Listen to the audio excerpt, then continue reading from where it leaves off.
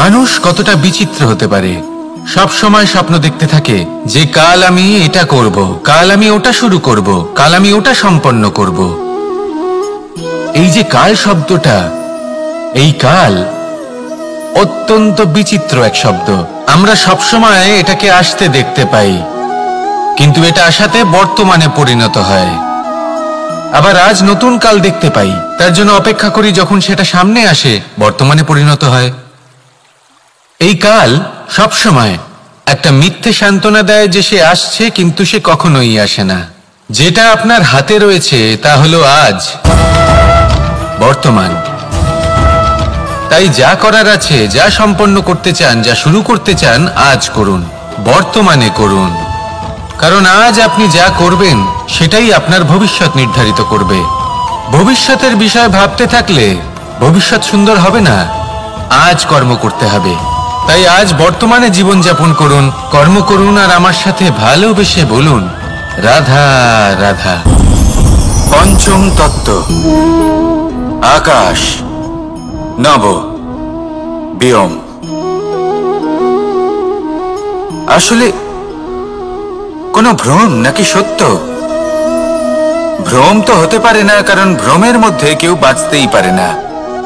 আর যদি সত্য হয় তাহলে এতটাই বিশাল যে আমাদের চোখের থেকে, আমাদের ইন্দ্রিয়ের থেকে, আমাদের মস্তিষ্কের থেকে, আমাদের চিন্তা ভাবনার থেকেও অনেক ঊর্ধ্বে, যাকে আমরা বুঝতেই পারি না। এটা যতটাই বিশাল আকার, ঠিক ততটাই সরল। এই আকাশ যতই অন্ধকারাচ্ছন্ন, ততটাই আলোর প্রকাশ প্রদান করে থাকে। দেখতে গেলে এ হলো জীবনের সঞ্চালক, কিন্তু যদি ক্রুদ্ধ হয়ে যায় তাহলে প্রাণ কেড়ে নিতেও দ্বিধা বোধ করে না। এই আকাশ শুধুমাত্র পৃথিবী লোক নয়, বরং এই সমগ্র ব্রহ্মাণ্ডকে, এই সমগ্র সৃষ্টিকে, এর প্রত্যেকটা তারাকে, প্রত্যেকটা গ্রহকে একটা বিশেষ স্থান প্রদান করে। এর নিজের কোনোই অস্তিত্ব নেই, কিন্তু সকলকে অস্তিত্ব প্রদান করে। এটাই হলো এই আকাশের মাহাত্ম্য। এই আকাশে হলো মাহাত্ম্যের প্রতিরূপ, যা আমাদের ভাবনা দ্বারা উৎপন্ন হয়। আপনিও আকাশের মতো এই বোধকে আপন করে নিন। আপনার জীবনও আকাশের মতন মহান এবং বিশাল হয়ে উঠবে। আর তখনই মন সুপ্রসন্ন হয়ে বলবে রাধা রাধা। আপনার থেকে বড়, আপনার থেকে মহান হলেন সেই গুরু। এটা কি আবশ্যক যে সেই গুরু কোনো ব্যক্তিই হবেন? কখনোই নয়। গুরু হলেন একটা তত্ত্ব, গুরু হলেন একটা শক্তি। গুরু একজন ব্যক্তি হলে শুধুই একজনই হতেন, কিন্তু তা নয়। গুরু হলেন একটা অনুভূতি, গুরু হলেন শ্রদ্ধা। গুরু তিনি যিনি আপনার ব্যক্তিত্বের পরিচালক হন। গুরু তিনি যিনি আপনার ব্যক্তিত্বের নির্মাতা হন। আপনি কখন, কোথায়, কোন স্থানে, কি রূপে গুরু লাভ করবেন আর কি শিক্ষা লাভ করবেন তা নির্ভর করছে আপনার মানসিকতার উপর, যে আপনি সকলকে কিভাবে আপন করে নিতে পারেন। যদি আপনি গুরুকে আপন করতে চান, জ্ঞানকে আপন করতে চান, তাহলে আপনার মধ্যে শ্রদ্ধা জাগ্রত করতে হবে, সামর্থ্য জাগ্রত করতে হবে। আপনি গুরু এবং জ্ঞানকে আপন করে নিতে পারলে তা এমনিই আপনাকে মহান করে তুলবে। তাহলে আসুন আর আমার সাথে ভালোবেসে বলুন রাধা রাধা। এই সংসারে এমন কিছু মানুষ আছেন যাদেরকে আপনার ভালো লাগে, তারা আপনার প্রিয়। আমরা চাই ওনারা আমাদের কাছে থাকুন, আমরা ওনাদের কাছে থাকি। এবার সেই ক্ষেত্রে আমরা তাদের ভালো ভালো উপহার দেওয়ার চেষ্টা করি, কারণ ওনারা হলেন আমাদের প্রিয়। আর তার বদলে আমরা আশা করে থাকি যে ওনারা আমাদের একটু সম্মান করবেন। এবার এই মানুষজন যারা আমাদের প্রিয়, এদের আমরা একটা উপহার দিই। সোনা দিয়ে থাকি, আভূষণ দিয়ে থাকি, হিরে মুক্তো দিয়ে থাকি। কিন্তু যদি ভেবে দেখি, এই সবকিছুরই একটা মূল্য আছে। ভেবে দেখুন, আপনি কি তাদের এমন কোনো উপহার দিতে পারেন যা কিনা অমূল্য? তা এরকম উপহার কি হতে পারে? ঠিক বলেছেন আপনি, প্রেম। এই প্রেমই হলো অমূল্য, কারণ মন থেকে এর উৎপত্তি হয়। না চেয়ে পাওয়া যায় আর না ছিনিয়ে নেওয়া যায় এই ভালোবাসা। ঠিক এইরকমই হয় এই সম্মান। যদি সম্মান করো তাহলে মন থেকে এবং ভালোবেসে করো, ভয় পেয়ে নয়। মনে রাখবেন, যে মাথা ভয়ের দ্বারা নত হয়, বিরোধিতাও প্রথমে সেই করে থাকে। যে মাথা ভালোবেসে নত হয় তা আপনার জন্য বলিদানও দিতে পারে। এই সংসারের সব থেকে বড় উপহার, সব থেকে বড় বরদান এই প্রেম এবং সম্মান।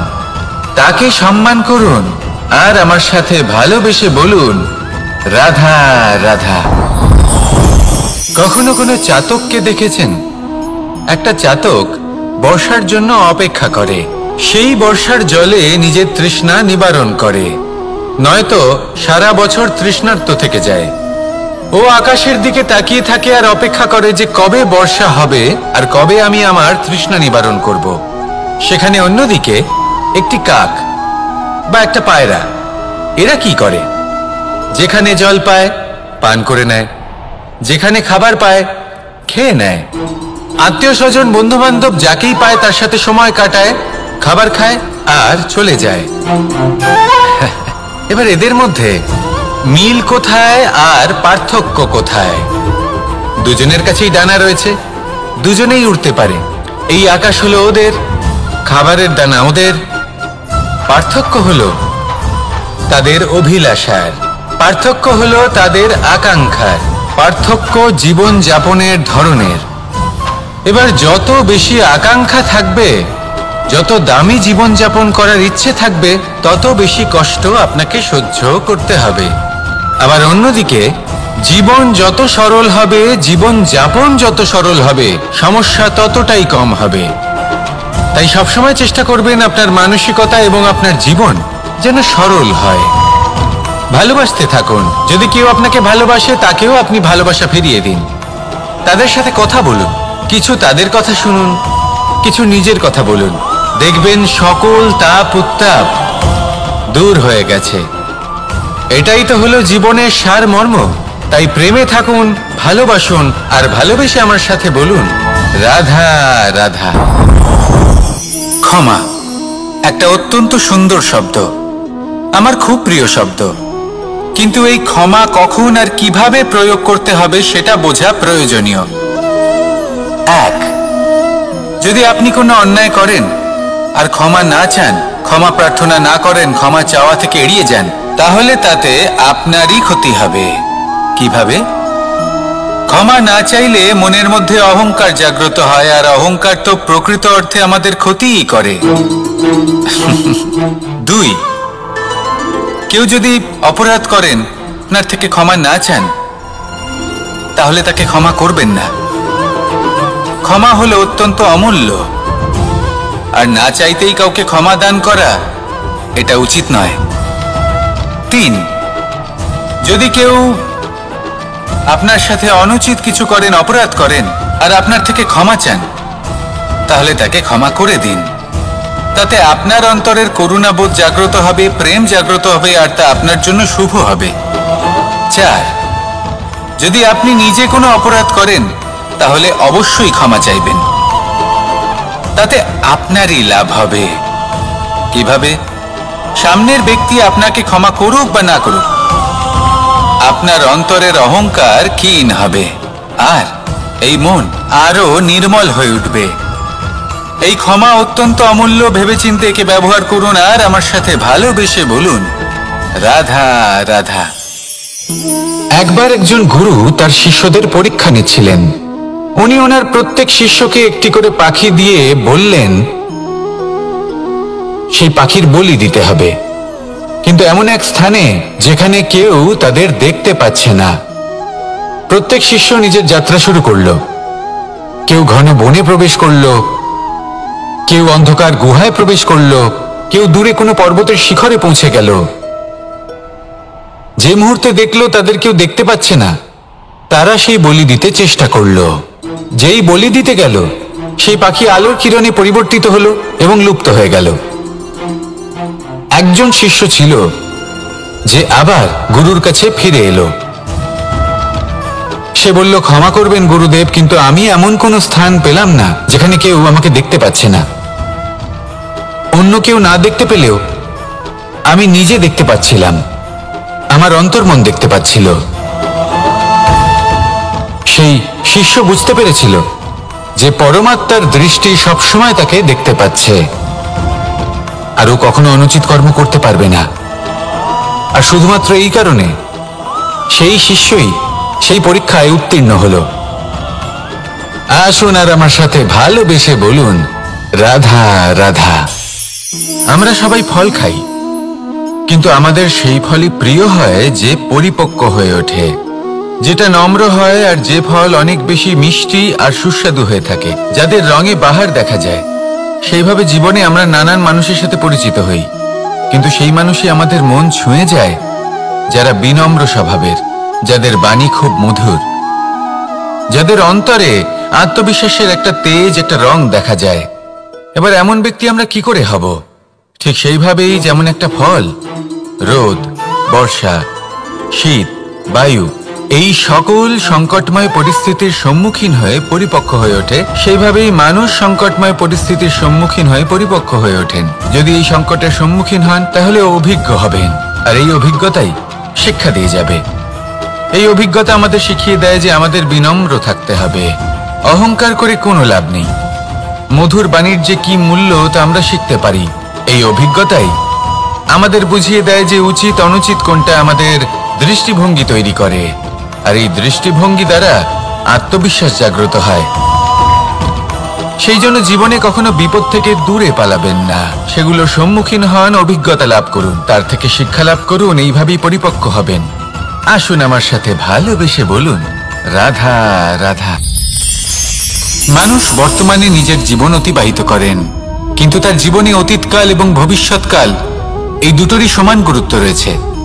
অতীতকাল অতিবাহিত হয়ে গেছে এবং সেটা জীবিত থাকে আমাদের স্মৃতি হিসেবে, এবং ভবিষ্যৎ হলো সেটাই যেটা আমরা শুধুমাত্র কল্পনাই করতে পারি। এবার অতীতের কিছু স্মৃতি এমন থাকে যা আমাদের কাছে আনন্দময় হয় না, তা কটু হয়, দুঃখজনক হয়, যন্ত্রণাদায়ক হয়। আমরা যা কিছুই করি তা বদলে ফেলতে পারবো না, কিন্তু ভবিষ্যৎকাল সেটা আমরা রচনা অবশ্যই করতে পারি, যদি আজ আমরা শ্রেষ্ঠ কর্ম করি। যদি আজকের এই দিনটা আমরা আনন্দের সাথে অতিবাহিত করি, সুখের সাথে অতিবাহিত করি, এক একটা মুহূর্ত আমরা আনন্দ এবং ভালোবাসার সাথে অতিবাহিত করি, আপনার আজকের এই কর্ম আপনার ভবিষ্যৎ নির্ধারণ করবে। আজ আপনি যেভাবে জীবন কাটাবেন তা ভবিষ্যতে গিয়ে অতীতকালে পরিণত হবে, আর তখন আপনি এমন স্মৃতি খুঁজে পাবেন যেখানে আপনি প্রত্যেকটি মুহূর্ত প্রেম এবং আনন্দের সাথে অতিবাহিত করেছেন, এবং সেই স্মৃতি মধুর হবে। তাহলে আজ শ্রেষ্ঠ এবং উচিত কর্ম করুন, আপনি নিশ্চিত রূপে একটি উজ্জ্বল, শুদ্ধ, পবিত্র এবং আনন্দময় ভবিষ্যৎ লাভ করবেন। আসুন আমার সাথে ভালোবেসে বলুন, রাধা রাধা। এই সংসারে অনেক অনেক এমন জ্ঞানী আছেন যারা নিজের সমস্ত জীবন জ্ঞান অর্জন করতে অতিবাহিত করেছেন। এই সংসারে এমন কোনো বেদ নেই, কোনো পুরাণ নেই, কোনো শাস্ত্র নেই, কোনো ভাষা নেই যা ওনারা জানেন না। এমন কোনো বিষয় নেই যা নিয়ে ওনারা কোনো বক্তব্য রাখতে পারবেন না। কিন্তু আমরা এই সকল জ্ঞানীকে কি ভালোবাসতে পারি? এনাদের সকলকে সম্মান করতে পারি না। কারণটা কি? দেখুন, বেদ পড়া একটি আলাদা বিষয়, বেদনা বুঝতে পারা অন্য ব্যাপার। এবং বেদনা বোঝার জন্য, সেই জ্ঞান লাভ করার জন্য আপনাকে মন থেকে করুণা এবং প্রেমের সঠিক অর্থ বুঝতে হবে। সামনের ব্যক্তির বেদনা বুঝতে হবে, তার যন্ত্রণাকে বুঝতে হবে। তারপর যে জ্ঞান আপনি অর্জন করেছেন বেদ থেকে, পুরাণ থেকে, শাস্ত্র থেকে, তা প্রয়োগ করে তার বেদনার নিবারণ করা, সেটা বেশি গুরুত্বপূর্ণ। সেই জন্য জীবনে শুধুমাত্র শাস্ত্র এবং বেদ পড়ে জ্ঞান অর্জন করতে সময় নষ্ট করবেন না। মন থেকে প্রেমের কি অর্থ সেই বিষয়ে জ্ঞান লাভ করার চেষ্টা করুন, করুণাও বুঝতে চেষ্টা করুন। একজন শ্রেষ্ঠ ব্যক্তি হয়ে উঠুন, আর আমার সাথে ভালোবেসে বলুন, রাধা রাধা।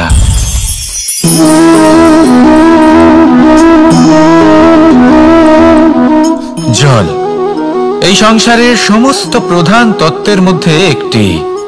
এই জল যে কোনো জ্বালা দূর করে, আগুনকে নিভিয়ে দেওয়ার ক্ষমতা রাখে, অবিরল অবিচল ভাবে প্রবাহিত হতে পারে, একে কেউ বাধা দিতে পারে না। এর পথে বাধা সৃষ্টি করলে নিজের পথ নিজেই খুঁজে নেবে বা সে নিজেই নিজের পথ বানিয়ে নেবে, কিন্তু কখনো থামবে না। এই জল হলো মহান, আর এর একটা মহান গুণ আছে, এর নিজস্ব কোনো রং নেই, কিন্তু যখন মেঘ থেকে বৃষ্টিরূপে পৃথিবীতে ঝরে পড়ে তখন সমস্ত সংসারকে রঙিন করে তোলে। যেখানে খরা হয়েছে সেখানে শ্যামল করে তোলে, যে স্থান শ্যামল সেখানে ভিন্ন ভিন্ন প্রকারের পুষ্প ফুটিয়ে তোলে। এই জল, এই জলের মতন আমাদের হতে হবে। ওর যেমন কোনো রং নেই, আমাদেরও যেন কোনো অহংকার না থাকে। শুধু কর্মের এই ধারাতে বইতে থাকুন, এই সংসারের মঙ্গল করতে থাকুন, শ্রেষ্ঠ কর্ম করতে থাকুন। এই সংসারকে এটা বলার কোনো প্রয়োজন নেই যে আপনি কে। আপনি যদি কর্ম করতে থাকেন তাহলে এই সংসার নিজে থেকেই আপনার মূল্য জানতে পারবে, আর তখন এই মন প্রসন্ন হয়ে বলবে, রাধা রাধা। বড়ই অদ্ভুত ব্যাপার। একটি পাথরের প্রতিমা যখন মন্দিরে স্থাপিত হয় তখন তা আমাদের কাছে ভগবান সম হয়ে দাঁড়ায়, কিন্তু যখন একজন জীবিত মানুষ মন্দিরে গিয়ে থাকেন তখন তার শরীর, মন, আত্মা সেই সব পাথর সম হয়ে দাঁড়ায়। কিন্তু এমনটা আমি ঠিক কেন বললাম ভেবে দেখুন। মানুষ এটা চান যে কোনো পরিস্থিতি, যে কোনো স্থানেই তার বিজয় হোক, কিন্তু এখানে এসে সে পরাজিত হয়। এরকম ঠিক কেন হয়? সমস্ত খেলা হলো ভাবনা চিন্তার, বিচারধারার, দৃষ্টিভঙ্গির, উত্তরদায়িত্বের খেলা। পাষাণের এই প্রতিমা, তার একটি উত্তরদায়িত্ব আছে, আশা ধরে রাখার দায়িত্ব। সেই আশা জানিয়ে মানুষ মন্দিরে আসেন। তেমনি মানুষের একটি উত্তরদায়িত্ব আছে যেটা সে ভুলে যায়, আর সেই উত্তরদায়িত্ব হলো এটা, যে মন্দিরে যে ভগবানকে সে প্রসন্ন করতে যাচ্ছে তাকে সে তখনই খুঁজে পাবে যখন পূর্ণরূপে সে সমর্পিত থাকবে। যদি মনে সমর্পণের ভাব না থাকে তাহলে ভগবান কখনো প্রসন্ন হবেন না। নিজের উত্তরদায়িত্ব বোঝার বদলে মানুষ শুধু একটা অনুষ্ঠান পালন করেন, যেমন ফুলের একটা মালা অর্পণ করেন, আর সেই কারণেই তিনি পরাজিত হন। আপনি ফুলের মালা অর্পণ করুন, প্রসাদ অর্পণ করুন, কিন্তু মনের মধ্যে পূর্ণ সমর্পণের ভাব থাকা প্রয়োজনীয়। তবেই আপনি মন্দিরে গিয়েও প্রাণবন্ত হয়ে থাকতে পারবেন, তবেই ঈশ্বরকে প্রসন্ন করতে পারবেন। আসুন আমার সাথে ভালোবেসে বলুন, রাধা রাধা। এই সংসারের অন্তের, এর বিনাশের প্রারম্ভ কিভাবে হয়? কোন যোগের মাধ্যমে? কোন ভয়ানক অসুরের আগমনে? নাকি প্রকৃতির রাগের কারণে? না, এই সংসারের বিনাশের প্রারম্ভ হয় আমি থেকে। এই আমি, এই তুমি, এটা আমি করেছি, ওটা তুমি করেছো, এটা আমার, ওটা তোমার, আদি ইত্যাদি। এই ভাব যখন মনে বাসা বেঁধে নেয়, সর্বপ্রথম ঘর ভাগ হয়, তারপর বসতি, তারপর প্রাণ, আর তারপর দেশ, আর সবার শেষে সমস্ত সংসার ভাগ হয়ে যায়। আর এই ভাগ হয়ে যাওয়া শেষে মনোমালিন্যে পরিণত হয়। এখন এমত অবস্থায় কি করা যেতে পারে? কিভাবে বাঁচা যায় এই পরিস্থিতির থেকে? কিভাবে দূরে থাকা যায় এই বিনাশের থেকে? উত্তর সেই একটাই, করুণা। একে অপরের দরকারগুলি বুঝুন, একে অপরের সমস্যাগুলি বুঝুন, একে অপরের দুঃখের সাথী হয়ে দাঁড়ান, একে অপরের সুখের ভাগীদার হন। আর শেষে যখন এই আমি আমরাতে পরিণত হবে, তখন এই বিনাশ নিজে থেকেই দূরে চলে যাবে। তাহলে আমরাতে বিশ্বাস করতে শিখুন, আর আমার সাথে ভালোবেসে বলুন, রাধা রাধা। এই মুদ্রা। এবারে ভাবুন, এটাই আমাদের জীবন, জীবনের সুখ আর দুঃখ, এই মুদ্রার এই জীবনের দুটি দিক। কিন্তু যখনই আমরা ঈশ্বরের কাছে প্রার্থনা করি তখনই আমরা সুখ চাই, আর সেই সুখ আসেও। আর যখনই সেই সুখ আসে তখন ব্যক্তি সর্বপ্রথম তাকে ভুলে যায় যে দুঃখের সময় ওনার সাথে ছিলেন। আর এমত অবস্থায় উনি সাহায্য করেন না, উনি করেন উপকার। আর এই উপকারের বদলে মানুষের থেকে উনি নিজের জন্য শ্রদ্ধা চান। আর সেই শ্রদ্ধা, সেই চাহিদার কারণে উনি নিজেকে অন্যদের থেকে শ্রেষ্ঠ, অন্যদের থেকে ভিন্ন মনে করতে বিবশ হয়ে যান। আর আলাদা হবার কারণে তার মধ্যে জেগে ওঠে অহংকার, আর সেটাই হয় তার পতনের কারণ। এবার এতে কি করা যেতে পারে? কি চাওয়া যেতে পারে ঈশ্বরের কাছে? এই প্রশ্ন অবশ্যই মনে আসে। ঈশ্বরের কাছে চান সুখ, শুধুমাত্র ততটাই যাতে অহংকার না আসে, আর দুঃখ ততটাই যাতে শ্রদ্ধা না চলে যায়। রাধা রাধা। এই সংসারে এমন কিছুই নেই যে সব সময় একই থাকবে। যা কিছু নির্মাণ হয়েছে তা একদিন অবশ্যই ভেঙে পড়বে, কিন্তু এই ভেঙে যাওয়ার বিশ্লেষণ আপনি কিভাবে করবেন তা আপনার উপরে নির্ভর করছে।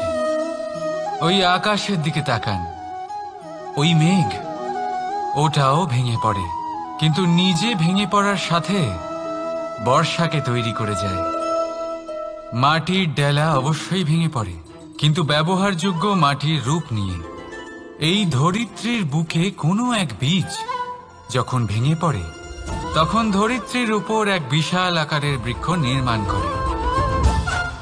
যদি জীবনে কিছু ভেঙে পড়ে তাহলে নিরাশ হয়ে পড়বেন না, নিজের সাহস হারাবেন না। ধনাত্মক দৃষ্টিভঙ্গি দিয়ে দেখতে চেষ্টা করুন। মনে করুন নিয়তি নিশ্চয়ই আপনার জন্য আরো ভালো কিছু ভেবে রেখেছে, যা ভবিষ্যতে আপনার প্রতীক্ষা করছে। ধনাত্মক চিন্তা ভাবনা করতে থাকুন, তারপর দেখবেন শ্রেষ্ঠ রচনা নিজেই তৈরি হবে। রাধা রাধা। চলতে থাকা, থেমে যাওয়া, বিশ্রাম নেওয়া, তারপর দম নিয়ে পুনরায় দাঁড়িয়ে পড়া, আর তারপর আবার সেই পথ চলা। এটা জীবনের অভিন্ন এক অঙ্গ, এটার থেকে আপনি পালাতে পারবেন না। কিন্তু এই অঙ্গকে আপনি নিজের জীবনে কিভাবে প্রয়োগ করবেন, কিভাবে তাকে কাজে লাগাবেন, সেই সিদ্ধান্ত আপনাকে নিতে হবে। যারা হেরে যান তারাও জীবনে থমকে যান, আবার যারা জেতেন তারাও দাঁড়িয়ে পড়েন। যারা হেরে যান তারা হাঁপিয়ে দাঁড়িয়ে পড়েন, যারা জিতে যান তারা দাঁড়িয়ে পড়েন সেই সর্বোচ্চ স্তরে পৌঁছে গিয়ে। এবার দাঁড়াতে তো আপনাকে হবেই, তা হতেই হবে। কিন্তু কখন কিভাবে দাঁড়াবেন, ক্লান্ত হয়ে নাকি সর্বোচ্চ স্তরে পৌঁছে গিয়ে, সেই সিদ্ধান্ত আপনার। অবশ্যই দাঁড়িয়ে পড়ুন, কিন্তু ক্লান্ত হয়ে নয়, কারণ আপনাকে পুনরায় দাঁড়িয়ে পড়তে হবে, পুনরায় যাত্রাপথে এগোতে হবে এবং সর্বোচ্চ স্তরে পৌঁছতেই হবে। রাধা রাধা। স্বপ্ন, আমরা জীবনে স্বপ্ন দেখতে থাকি, সেটা পূরণ করার পূর্ণ প্রয়াস করে থাকি, কিন্তু এই স্বপ্ন পূরণ না হওয়ার পরিস্থিতিতে আমরা ভেঙে পড়ি, ছিন্ন বিচ্ছিন্ন হই। আর তারপরেই বোঝা আমরা আগামী প্রজন্মের ওপর রীতিমতো চাপিয়ে দিই। আমরা এটাই মনে করি যে আমরা যেটা হতে পারিনি সেটা আমাদের সন্তান অবশ্যই হবে। আমরা যা কখনো পাইনি আমাদের সন্তান অবশ্যই তা পাবে। এটা যে অনুচিত সেটা আমরা ভাবি না, কিন্তু এটা ভুল, আর এই ভুল আমরা সকলেই করে থাকি। সন্তান প্রকৃতি আর পরমাত্মার আশীর্বাদ, ওদের ভেতরে তাদের নিজের একটা অস্তিত্ব লুকিয়ে থাকে, সেটা মন দিয়ে দেখুন তো। আপনি শুধু ওই সন্তানকে জন্ম দিয়েছেন, কিন্তু ওর জীবন আপনার নয়, তাই নিজের সন্তানের সাথে থাকুন, সময় কাটান, ওদেরকে ভালোবাসুন, সব সময় প্রেরণা দিন, কিন্তু প্রেরণা দিন ওর নিজের অস্তিত্বকে বাড়ানোর জন্য, ওর নিজের স্বপ্ন পূরণ করার জন্য, আপনার স্বপ্ন পূরণ করার জন্য নয়। ওদের অস্তিত্বকে পূর্ণাঙ্গে বৃদ্ধি পেতে দিন। রাধা রাধা। এই পুকুর দেখছেন আপনি? পুকুরের জল কখনো প্রবাহিত হয় না, একই স্থানে জমে থাকে, আর সেই কারণে কিছুদিন পর ময়লা হতে শুরু করে। কিন্তু তাও আমরা একে ত্যাগ করি না, আমরা তবুও একে পুজো করি। শুধুমাত্র এই কারণে নয় যে অতীতে সে আমাদের তৃষ্ণা মিটিয়েছে, কিন্তু এই কারণেও যে যদিও বা সে ভবিষ্যতে আমাদের তৃষ্ণা না মেটায়, কিন্তু প্রয়োজন হলে আগুন অবশ্যই নেভাতে পারে। ঠিক সেই রকমই হয় আমাদের সম্পর্ক, সম্পর্ক যা আমরা বহু বছর পরিশ্রম করে তৈরি করি, যে দরকার পড়লে আমাদের সহায়ক হয় কোনো না কোনোভাবে। সেই জন্য সম্মান করতে শিখুন এই সম্পর্কগুলিকে, শিখুন এই সম্পর্কগুলিকে অটুট রাখতে। কথায় কথায় এই সম্পর্কগুলিকে ভেঙে দিতে শিখবেন না। রাধা রাধা। বিষ, এই শব্দটা শুনলেই মনে অনেক কল্পনা জন্ম নেয়। কল্পনা অসহ্যকর তিক্ততা, কল্পনা অত্যন্ত বেদনাদায়ক মৃত্যু। এবার যদি আপনাকে জিজ্ঞেস করা হয় যে সবচেয়ে বিষাক্ত বিষ কোনটা, তাহলে আপনি কি বলবেন? কেউ বলবে সর্পের বিষ, কেউ বলবে কাঁকড়া বিছের, কেউ বলবে কালকেউটের বিষ। কিন্তু না, এই সমস্ত রকম বিষ সেই বিষের সামনে টিকতে পারবে না যাকে আমরা বলে থাকি কানের মধ্যে ঢালা বিষ। শুনতে অত্যন্ত মিষ্টি, কিন্তু তিক্ততায় অত্যন্ত বিষাক্ত। পেটের মধ্যে যাওয়া এই বিষ শুধুমাত্র একটি মানুষের মৃত্যুর কারণ হয়, কেবল একটি। কিন্তু কানের মধ্যে ঢালা এই বিষ একাধিক সম্পর্কের নাশ করতে পারে। আর এটাতে সেই ব্যক্তির ভুল নেই যে আপনার কানে বিষ ভরেছে, আপনি তাকে দোষ দিতে পারেন না। এখানে দোষ আপনার নিজের, যে এই বিষকে আপনি নিজের উপরে প্রভাব ফেলতে দিয়েছেন, এই বিষকে সুযোগ দিয়েছেন আপনার ক্ষতি করতে। এটা আপনার ভুল। সেই জন্য কুমন্ত্রণায় কখনো কান দেবেন না। আপনার মনে ভালোবাসার দৃঢ়তা জাগিয়ে তুলুন আর নষ্ট করে দিন এই সংসারের সমস্ত বিষের প্রভাবকে। রাধা রাধা। জীবন, আমাদের এই জীবন, সুখ আর দুঃখ, এই দুইয়ের মিশ্রণ। এদের সংমিশ্রণই জীবনের ভারসাম্য বজায় রাখে। এখন এই সুখ, সুখ এমন এক বস্তু যাকে সবাই খুঁজে চলেছে। দুঃখ এমন এক অনুভূতি যা সবার কাছে আছে। আমাদের প্রত্যেকের জীবনে সুখ আর দুঃখ আসতে থাকবে আর যেতেও থাকবে, এটা অবশ্যই জীবনে থাকবে। কিন্তু সফলতা, এটা সবার জীবনে আসে না। কেন? কারণ এই সফলতা সুখ আর দুঃখের দ্বারা প্রাপ্ত হয় না। সফলতা প্রাপ্ত হয় নিজের উপরে বিশ্বাস করতে থাকলে। আকাশের ওই সূর্যকে দেখুন, সূর্যের বিশ্বাস আছে নিজের উপর যে সে সমস্ত জগৎকে আলোকিত করতে পারবে, নিজের প্রথম রশ্মি দিয়ে অন্ধকারকে দূর করতে পারবে। সূর্য এই বিশ্বাস নিয়েই আসে, আর কিছুক্ষণের মধ্যেই সমস্ত সংসার থেকে অন্ধকারকে বিনাশ করে ফেলে সে। তাহলে মনে রাখবেন, এই সুখের আভাস, এই দুঃখের অনুভূতি আসতেও থাকবে আর যেতেও থাকবে। শুধু নিজের উপরে বিশ্বাস রাখুন, তারপর দেখবেন এই সফলতা আপনার দাস হয়ে থাকবে। রাধা রাধা। চাঁদ কত শ্রেয়, শুভ্র, কত সুন্দর, কিন্তু যদি আপনি মনোযোগ সহকারে দেখেন তাহলে দেখবেন এই চাঁদেও দাগ আছে। আর এই দাগগুলি থাকার কারণে কি এই চাঁদের মাহাত্ম্য কখনো কমে যায়? কখনো নয়। এর কারণ হলো চাঁদের নিরন্তর চেষ্টা। একবার এই আকাশে দেখুন, এই অন্ধকার সবসময় চেষ্টা করে চাঁদকে ঢেকে দেওয়া, কিন্তু এই চাঁদ সবসময় এই অন্ধকারের সাথে লড়াই করতে থাকে। অমাবস্যা থেকে শুরু করে চাঁদের এই যাত্রা পূর্ণিমা অবধি পৌঁছেই যায়। আর তাই এই চাঁদের পুজো করা হয়, এই কারণে এই চাঁদকে মাহাত্ম্য দেওয়া হয়। এইভাবেই যদি আপনার মধ্যে কোনো দোষ থাকে, কোনো খারাপ কিছু থাকে, তাহলে সেটা কোনো বড় ব্যাপার নয়।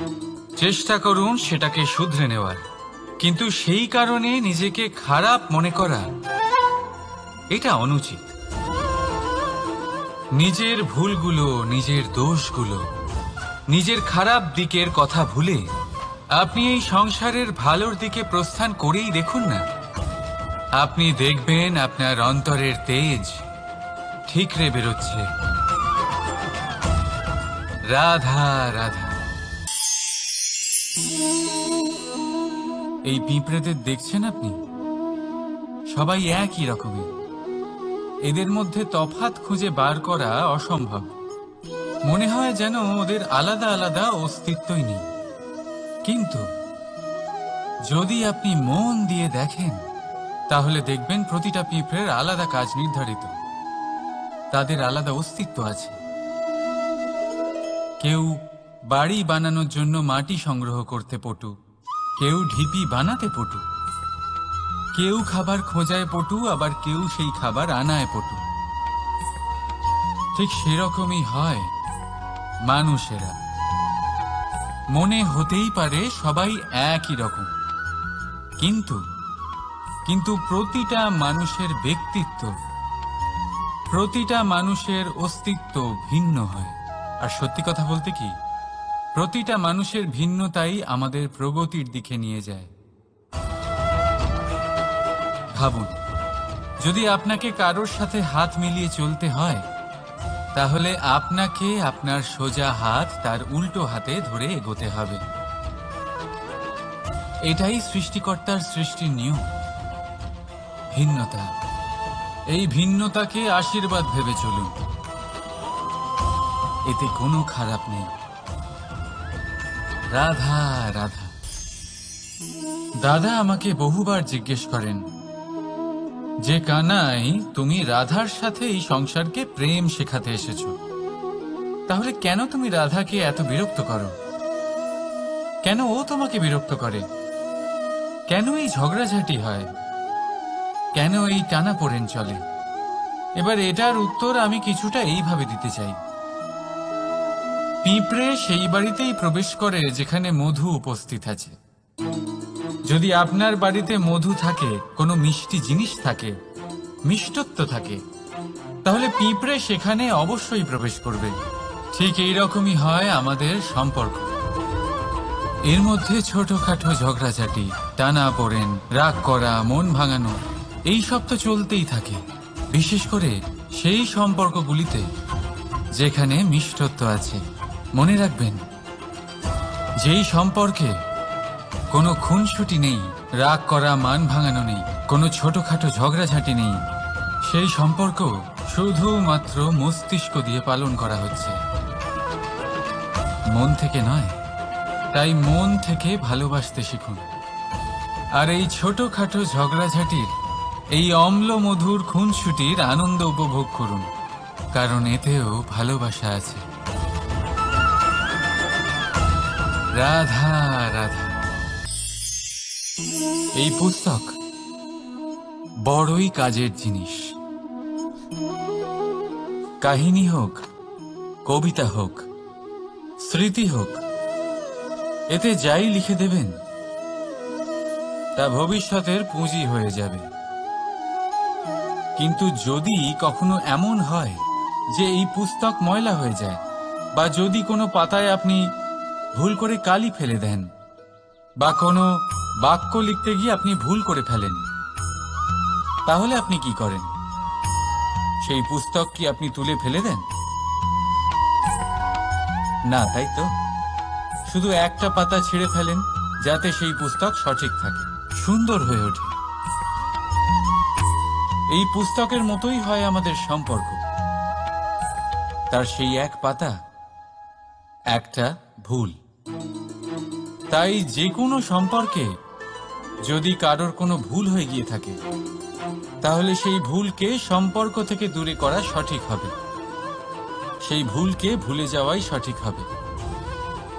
সেই সম্পর্ক ভাঙা নয়, সেই সম্পর্ক সামলে রাখুন। কারণ ভুল তো সবার দ্বারা হয়। যদি এরকম করেন, তবেই জীবনরূপী পুস্তক আরো সুন্দর হয়ে উঠবে। একে অপরকে ক্ষমা করতে শিখুন, একে অপরের ভুলকে ভুলে যেতে শিখুন। তারপর দেখবেন এই জীবনে আরো আনন্দ আসবে, আর এই সম্পর্ক নিঃশ্বাস নিতে থাকবে। রাধা রাধা।